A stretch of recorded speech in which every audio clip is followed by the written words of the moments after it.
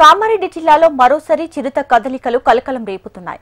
మాచారెడ్డి మండలం అక్కాపూర్ ఇసాయిపేట అటవీ ప్రాంతంలో చిరుత సంచారం కలకలం రేపింది. అక్కాపూర్ గ్రామానికి చెందిన నర్సయ్య లేగదూడపై చిరుత దాడి చేసింది. సమాచారం అందుకున్న అటవీ శాఖ అధికారులు ఘటనా స్థలానికి చేరుకుని లేగదూడను పరిశీలించి దాడి చేసింది చిరుత పులి అని అనుమానిస్తున్నారు. చిరుత సంచారంతో అటవీ ప్రాంతంలో ట్రాకింగ్ కెమెరాలను ఏర్పాటు చేశారు. దీంతో అటవీ శాఖ అధికారులు సమీప గ్రామ ప్రజలను అలర్ట్ చేశారు.